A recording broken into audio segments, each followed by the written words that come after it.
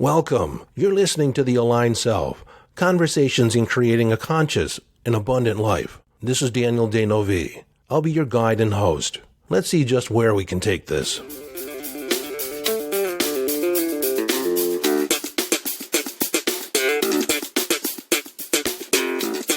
Hello, friend, and welcome back to the conversation.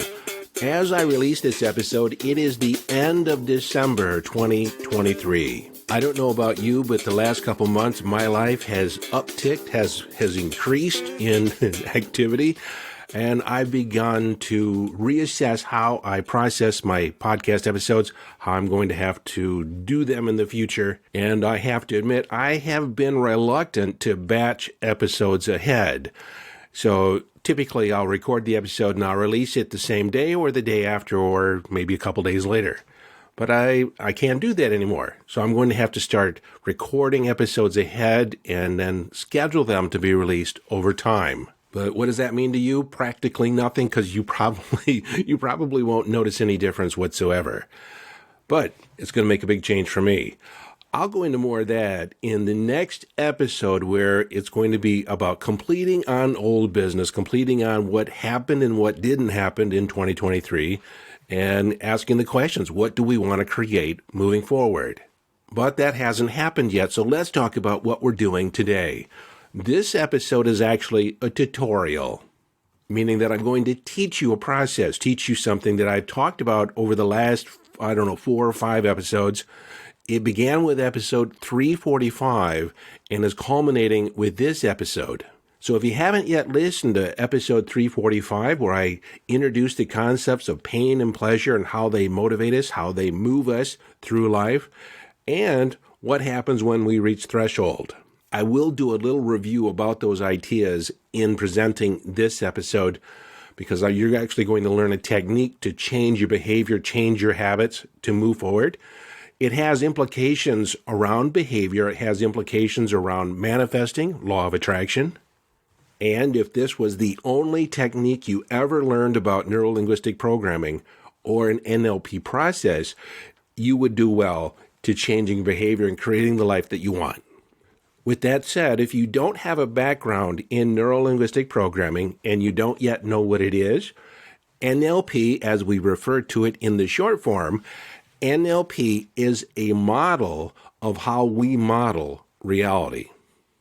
Originally, it began as a linguistics model, and if we change how we represent experience in language, we change our experience of the world. But as time would have it, many more techniques were accumulated and integrated in the discipline of NLP, almost to the point today it's really hard to define exactly what NLP is. But just consider it a process of transforming and changing behavior.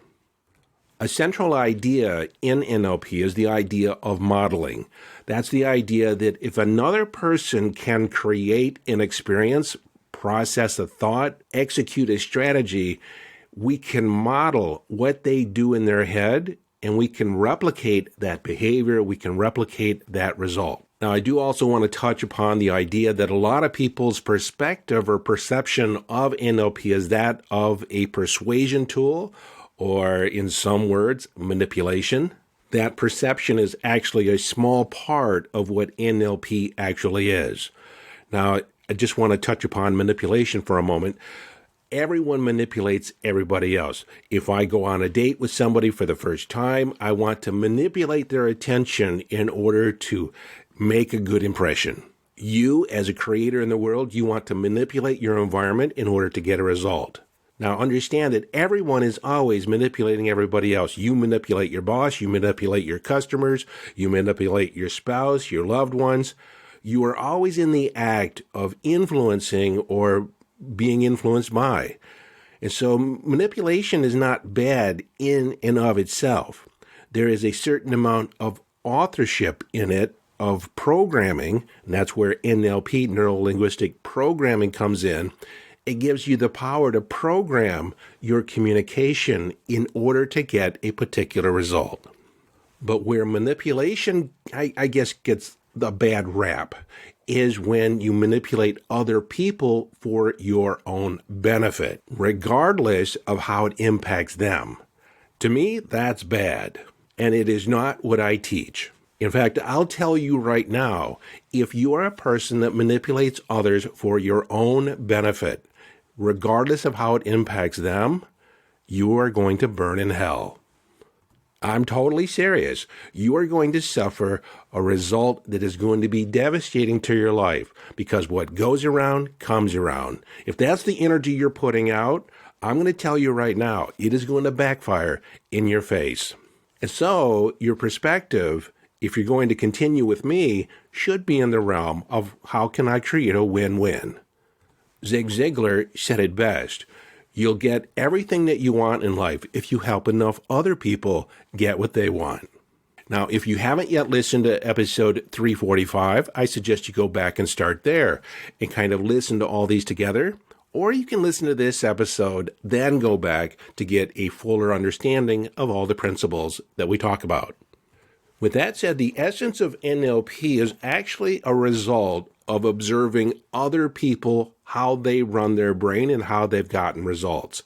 And so these techniques and processes are what happens naturally in our brain. Not for everybody, but you can learn a strategy that anybody else uses, and this is a strategy on how to initiate a change in your behavior, how to realize the impact of a behavior, of a habit on your life, and make a decision to do something else. And that decision isn't just a conscious decision. It actually occurs on multiple levels of consciousness within your being. It is supported other than consciously or at the unconscious level, and you just start behaving differently as a result of the decisions that you make at the other than conscious level. This technique was popularized by Tony Robbins. He referred to it as the Dickens Method or Dickens process. And it is based on the novella A Christmas Carol written by Charles Dickens. Now, I'm going to make the assumption that at some point in your life you've been exposed to the story A Christmas Carol. And if you have, it's to your benefit. If you haven't, I'm still going to explain the process in a way where you can utilize it. And if you really want to take advantage of this tutorial, I suggest you get a pad and paper. Or prepare to sit down later and go over all the steps as I recount them in this episode. So, the story A Christmas Carol. I want to do the setup here. The story is about Ebenezer Scrooge, a miser. He's concerned about business. Seems like he's always been concerned about business. And it is Christmas Eve in the story. Scrooge doesn't much care about people or mankind. He's interested in making money. He doesn't like to share his money. He is the epitome of a miser. And you probably have heard references like, don't be a Scrooge. So just before midnight, Scrooge is visited by the ghost of his former partner, Jacob Marley. Now, Marley foretells the coming of 3 more spirits throughout the night, all to visit Scrooge. Marley tells him that this is going to be the opportunity for you to change your ways, to change the predictable future. So after Marley, Scrooge is visited by the spirit of Christmas past, the spirit of Scrooge's past. And so the spirit of Christmas past takes Scrooge into his past to revisit the impact of his decisions, the impact of his choices, and how things played out. And there you can actually see why Scrooge is such a sourpuss. He was treated poorly as a boy by his peers, made fun of, and his sister, his only real love and friend in his life, died at a young age. And so he hardened his soul. He hardened his emotions. He created an armor around him. But he also saw experiences where he was extremely joyful, where he experienced joy with his fiancée at the time, with his boss, who has celebrated Christmas in the most joyful way. And then how his fiancée ended up leaving him because he was more consumed with business and making money than he was in relationships. The next spirit to visit was the spirit of Christmas present. When Scrooge set eyes on the spirit of Christmas present, he could barely see him, could barely bear the brilliance. And the spirit of Christmas present said, "You have never seen the likes of me. Many of my brothers have come before me, and you have pushed them aside." And to get Scrooge in the mood of being able to sit in his company, he gave him a drink of the milk of human kindness. And then the spirit of Christmas present took him around to different people in Scrooge's present life to see the impact of his miserliness on the other people around him, the people that he quote-unquote loved and that were part of his circle. And then, after the spirit of Christmas present seemed to all occur within an hour or two, the next spirit was the spirit of Christmas future. And the spirit of Christmas future looked like the specter of death. After already visiting with the spirit of Christmas past and the spirit of Christmas present and seeing the impact of his decisions and his choices on his life and his unhappiness, he told the spirit of Christmas future, "Spirit, I fear you the most of all." And essentially, when the spirit of Christmas future showed Scrooge visions of his future, the predictable, almost certain future based on his current beliefs and behavior, Scrooge was going to end up dead within a year, alone. And people would be spitting on his grave and tearing down his curtains and selling his belongings, essentially stealing everything he had accumulated over the years. That visitation with the spirit of Christmas future ended with Scrooge on his knees begging for another chance, begging to know that he could change. He was grasping at the robe of the specter, and the next thing he knows, he's awaking, grasping the curtains of his bed. Afraid he's missed it, he runs to the window and throws open the shutters to find a passing boy. As he screams down to him, he asks the boy, "What day is it?" And he realizes that it's still Christmas Day, that the spirits had visited him throughout the night, and he still had an opportunity to change his ways. And he did. He became a friend of mankind. In a moment, I'm going to break down this story in the form of a technique or a process that you can utilize in your own life. But before I do, I want to share a concept with you, and that is the idea of the predictive future.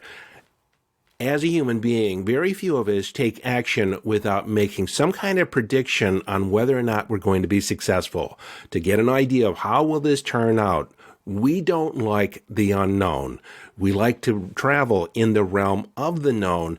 So there's this process that we go through. We essentially look at the last 3 to 5 experiences that we've had with something similar, and we project out into the future on how it will turn out based on our past experience. How this might work with law of attraction: if you find yourself in the need or want of money, maybe you have a pending bill due, or you have something, an amount of money that you want to create, you'll tend to look back at the last 3 to 5 similar circumstances and make an assessment. Well, I haven't been able to create it in the past. It's unlikely that I'm going to be able to do it this time. This is how the past or the current situation or the present gets in your way of manifesting something new, because you essentially take what has happened in the past and push it into the future. But the truth is, at any given moment, anything can happen. We live in the field of pure possibility. Everything can change on a dime. We can move in a completely new direction. Everything can fall out around us. The predictable past does not have to imprint what's going to happen today or tomorrow. Only if we believe it will, it becomes the self-fulfilling prophecy. This is law of attraction. If that's what we're focusing on, those past events, we're going to create more of the way it was before. This goes back to the quote that I shared before: if you always do what you've always done, you'll always get what you've always gotten. Okay, so that's the introduction of that concept of the predictable future. We can use that for us, and it can be used against us, but understanding how it works and that it's there gives you power. Now, back in episode 345, I talked about the power of pain and pleasure, that we are driven more by pain or being uncomfortable than we are on what is possible, on the attractive pleasure that's out there. We will move faster away from pain than we will towards pleasure. And then I talked about the concept in an episode after that about threshold, reaching threshold. This is the straw that breaks the camel's back. Typically, as a human being, we will tolerate certain things, a certain threshold of pain or uncomfortableness because we don't want to deal with it, or we don't actually want to take the steps to shift it or change it. And so there's many things in our life that we wish were better. They could be better, but it's not that bad yet. And so threshold is the idea is when your pain or uncomfortableness reaches a point of threshold, it tips the scale, it is the straw that breaks the camel's back. You'll never again be the same. Now, the feeling is more like this. As an example, I was recently talking with a client and they said something to the point like, I don't want to deal with this anymore. I'm done doing this. And that is a little lukewarm. How you want the feeling to show up for you is I'm done. This is not happening ever again. I'm doing anything different to create a different result. I am never, ever going back there. If you're talking about a relationship, you're not going to say, this isn't really working anymore. You're going to say, I'm done. I'm over this. I'm out of here. And it is that firm because once you cross threshold, very seldom will you ever go back because you've reached a point of no return.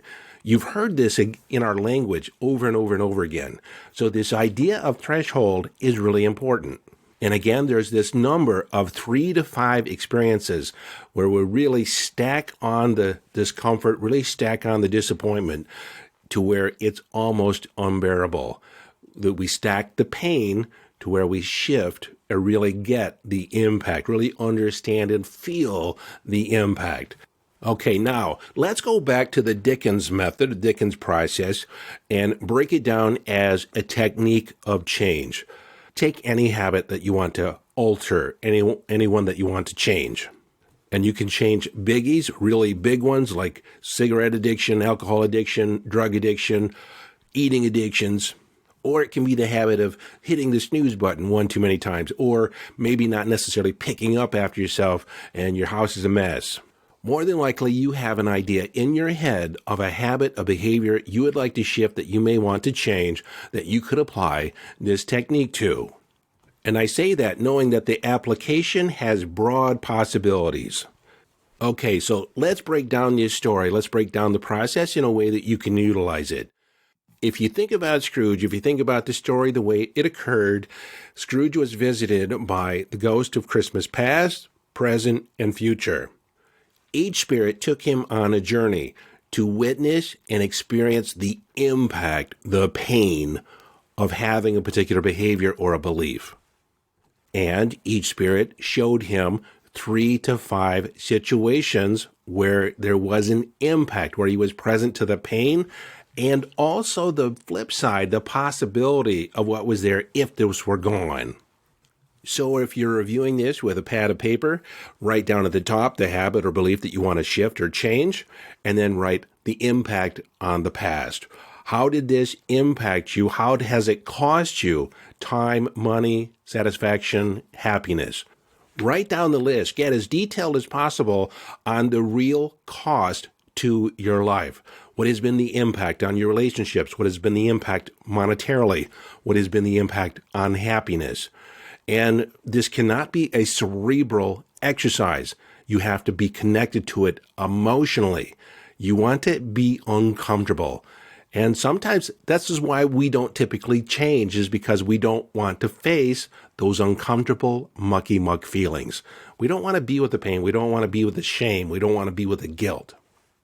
But I'm telling you, if you want to shift, if you want to change, it's very important that you become present and aware of the real impact, the real pain of maintaining this belief, limiting belief, or habit. Then you write down, how's it impacting your present? How does it impact your relationships today? How does it impact your level of success, your level of satisfaction? How does it impact you monetarily? And then you go to the future. If you continue this, what is the predictable, almost certain future that's going to occur? How much is it going to cost you in a year, in 2 years, 5 years? Is it going to devastate your relationships? Is it going to undermine your health? As you think about the different scenarios, if you think about the different circumstances, if you can think about them in a way to make them more intense, more magnified, bring them up closer, make them bright and brilliant. Now, there are techniques we use in NLP to amplify your visualization, but it's beyond the scope really here of this particular episode. So if you just write down the impact and the pain and get as associated to it as possible, meaning you want to feel it completely. You don't want to just look at it cerebrally or as a witness. You want to experience the pain and dissatisfaction. So how about a real-life example? I once had a client that wanted to quit smoking. This was when I was doing strictly hypnosis. But he had been smoking for 40 years. He started smoking when he was 15, and when I saw him, he was 55. And what was interesting is he came to me because his wife gave him an ultimatum, said, you have to quit. And he had basically tried everything that he could think of and thought that hypnosis would be the best course of action for him. But at the time he started talking to me, he was not interested in really quitting. He was doing it for someone else. In fact, he was a little resentful that his wife had laid down the law, put down the ultimatum that he quit or she leaves. She was reaching her point of threshold. So we began looking at the impact on his life in the past, in the present, and the future. Began looking at what was the impact on his children. He said, my children used to hate it. They always would be coughing. They'd pretend they were gagging. I'd get mad and irritated. And he said, I basically put my foot down and said, I'm the one that pays the bills here. You live here rent-free. You do what I say. I'm not going to hear about this ever again. And then I asked him, do you think that your children felt like they were important to you? Or that your cigarettes were more important than them? That your habit of smoking was more important than their health, their breathing fresh air? He said to me, I never thought of it that way. And I responded, the message was pretty clear, that your habit of smoking was more important than their wishes, more important than their desires, more important than their health. You basically said, your wants and wishes are so unimportant to me that I'm going to put my foot down and I'm not going to listen to you ever again about this topic.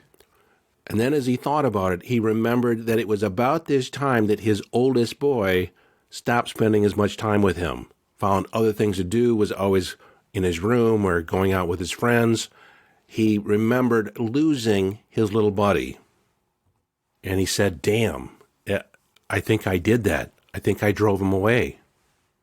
I asked him about the relationship with his wife. He said, well, at the time she smoked too, but then she quit and it was unbearable. She made me start smoking outside or going in the other room, and she became more distant.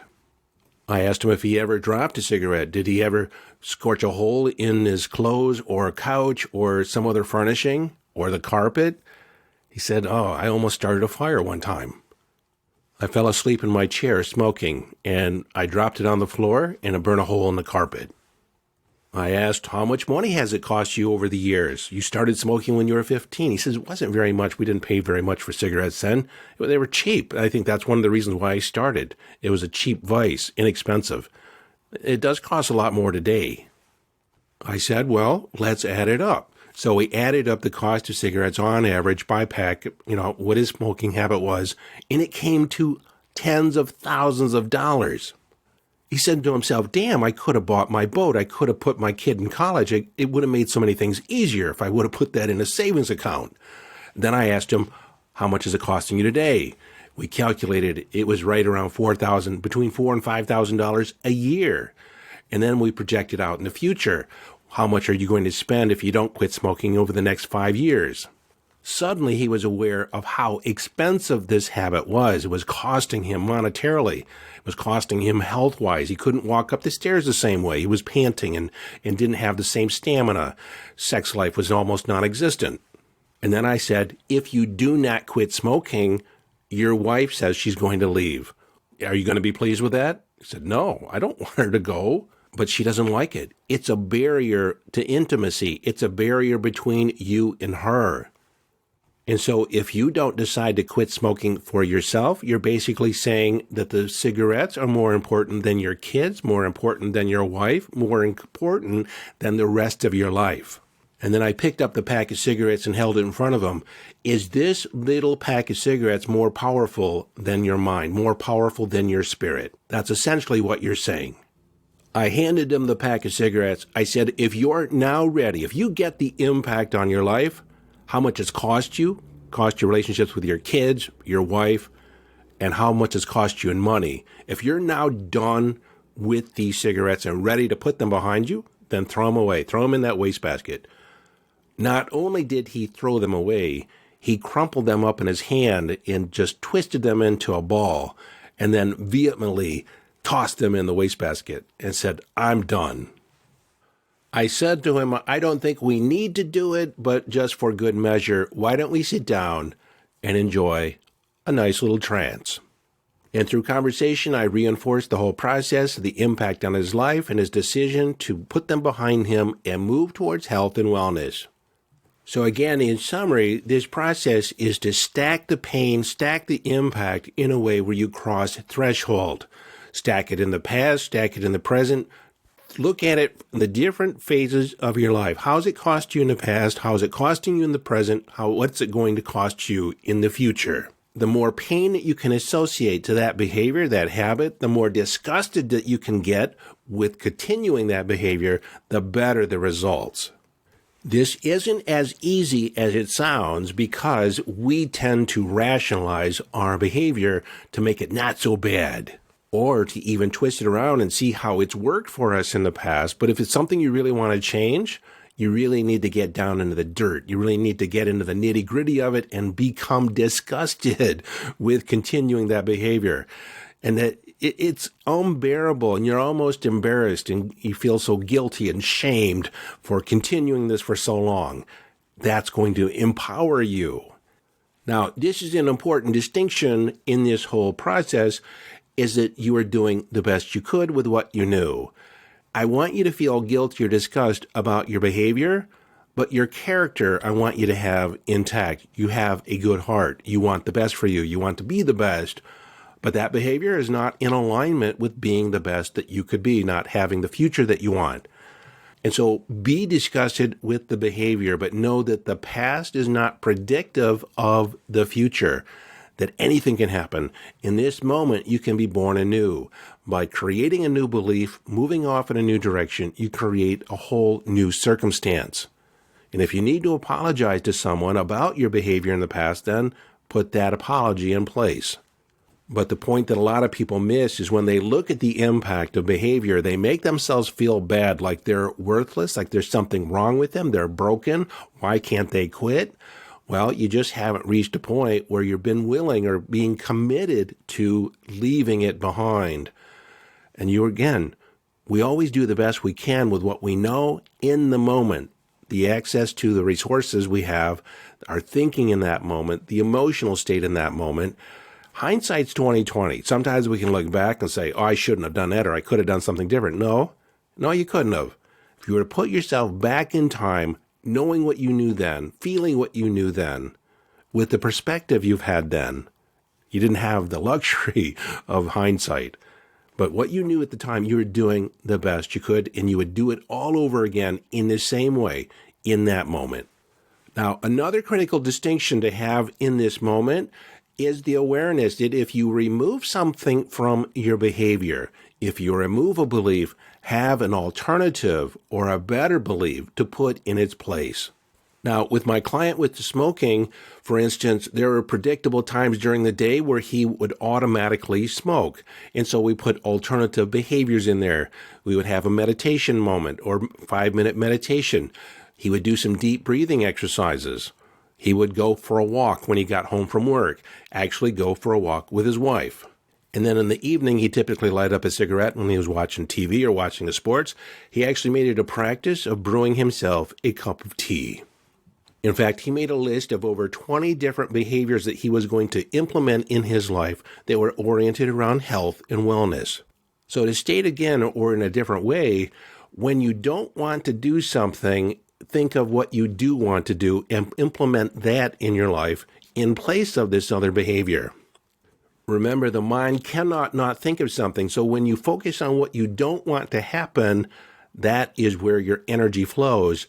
And so you identify what you don't want to happen, the behavior you don't want present in your life, you get disgusted with it, and then you have an alternative path, an alternative journey that you want to go on from there. That's the framework for this change technique. Now I want you to invite the law of attraction. And remember the predictive future, where we take 3 to 5 circumstances and we predict out what's going to happen.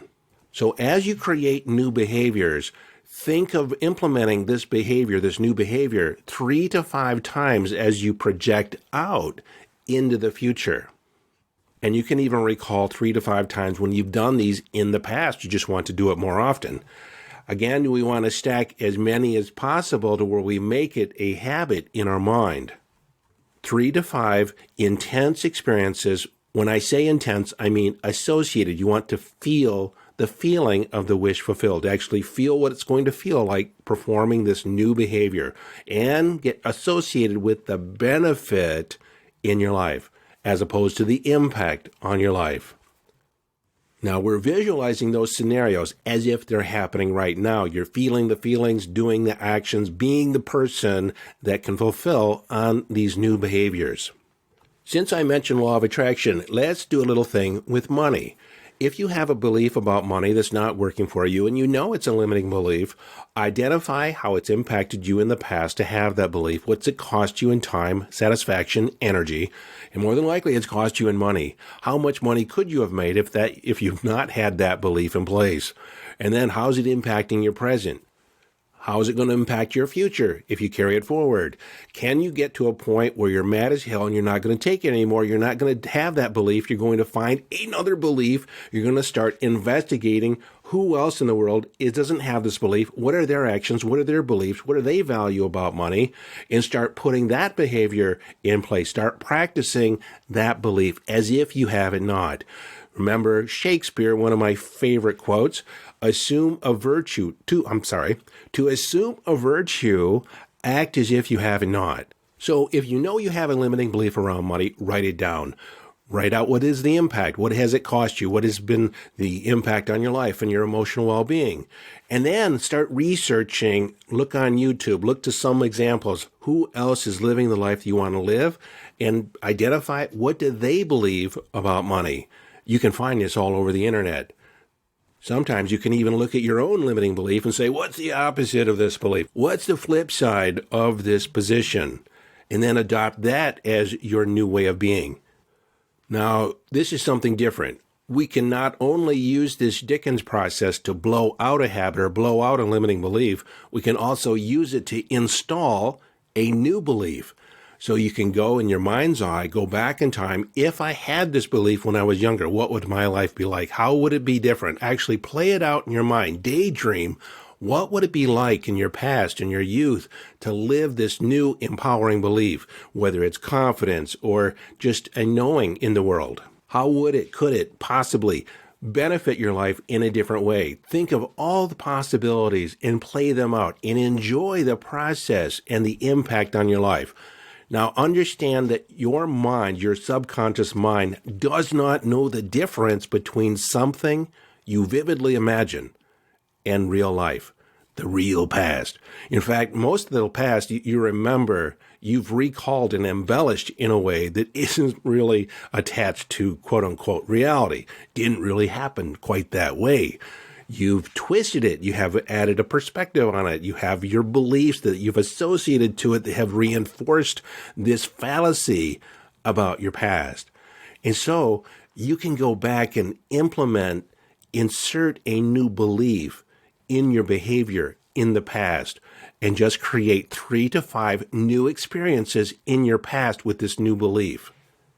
And then you can even imagine those counter examples of where you had the old belief. Those can just kind of fade away. Those images, those ideas can just fade away into the shadows. They're no longer part of your present awareness. They're no longer part of you. You're installing a new belief. And then do that in the present. How would things change today if you held this belief? How would you interact with your boss? How would you interact with your day? How much money could and would be flowing into your life right now if you had this belief and really live it in 3 to 5 different scenarios? Remember, you're only limited by your imagination, and you're only limited. Again, the ceiling to your imagination is determined by when you say, I can't, or I'm not going to do that. I don't feel like doing that. You're limited only by your imagination. If you can dream it and then you can believe it, you can achieve it. That's Napoleon Hill. And then predict out into the future. What is the predictable, almost certain future that if I held this belief and I implement it in my life and I'm being a particular way in my life, holding and exhibiting, living this belief, what is going to happen? What am I going to attract in my future? What is the future that I can live into? And now here's a third variation on this process. You can take any attribute that you have a little bit of. Maybe it's confidence. A lot of people have this issue with confidence. They think they want more confidence. I believe we need more courage, but let's deal with confidence right now. Just this feeling like I can do it. And you've had various times in your life when you've had inexperienced confidence. So how you utilize this is on your pad of paper, write down 3 to 5 different experiences in your past where you felt supremely and totally confident. And then replay those and almost blow them out of proportion. Go over the top and really feel like confidence was dripping out of your body, out of your cells, and dripping on the floor. You had to clean it up. You had a cleaning crew that would come in after you and mop up all the confidence as it oozed from your body. You can imagine interacting with the opposite sex or interacting with your boss or moving forward on your business with supreme confidence. You do this in the past, you do it in the present, and you expand it out into the future. Now, I don't know if you can hear it in my voice, but I feel this is exciting to me. I get so jazzed on all the different ways we can use this because we're only limited by our mind. And there's so many different visualization techniques and techniques we can use and implement and integrate with this whole process when you really get into NLP as a discipline. But if you just use the process as I've explained it today, you can implement some tremendous change in your life. In fact, I want to hear how you're utilizing it in your life. How did you utilize it? You can break an addiction to a person. You can break an addiction to any other substance. You can change any habit, any belief that you have about yourself. This is just one of a myriad of techniques, but it is a very effective technique utilizing that pain and stacking it and making it almost unbearable until you reach a point of threshold. I'm mad as hell and I'm not going to take it anymore. I'm not going to do this anymore. You got to reach that line of demarcation where you actually feel any desire to perpetuate or hang on to that habit or that belief as being broken. Now, this is how people fall in love, too. They focus and they identify with all the positive, appreciative things that the other person is doing, how they're being. They associate completely. Well, they feel it in their body. Association means feeling it in our body. We're associated to the total experience. We associate to all the positive things about our loved one, and we play it over and over again. We think about it in the past. We think about it in the present, and we project out in the future what it's going to be like with this amazing person. And then we start thinking about the things that irritate us, and we're in a bad mood, and we in that bad mood, the only thing we can focus on are the things we don't like, the things that are irritating, the tone of voice, the actions. Why are you always doing this? And then we just stack it, and we push the feelings of love further and further away because we're focusing on the things we don't want. We're actually using this in a negative way. And many times we want to hang on to love. We want to hang on to the attributes of our loved one, our betrothed, our commitment. We want that feeling of love to be perpetuated. And so you use it in the opposite way. You associate to all the positive things. What attracted you initially to your loved one? What brought you together? What are some of your peak experiences when you first got together? What have been some of your peak experiences in the present? What do you love and appreciate about your life? Then what's possible? What's possible? How can you expand this relationship into the future? All by what you focus on and what do you reinforce and repeat in your mind. And then allow any irritation, anything that you don't like, just to kind of push it aside and let it fade off into the distance. It's not that important, not that big a deal. And then bring up right front and center in front of your face and make it bigger than life, all the things you love and appreciate. You might even put a spotlight on it. Sometimes I'll put a spotlight on my wife. I'll dim everything around the room around her, and I'll just look at her as if she's sitting under a golden spotlight. So attractive, so alluring. so magnetic. I can't help but fall in love with her all over again. You see, if you haven't got it, you get to say you have the ultimate decision about what is important to you in your life. How you run your brain is completely up to you. I'm just providing you with some of the tools to master your mind and your emotions. Well, until next time, this is your friend and host, Daniel Danovi, urging you to follow your bliss. Live your life from inner signals. Be inner directed as you engage in the epic adventure.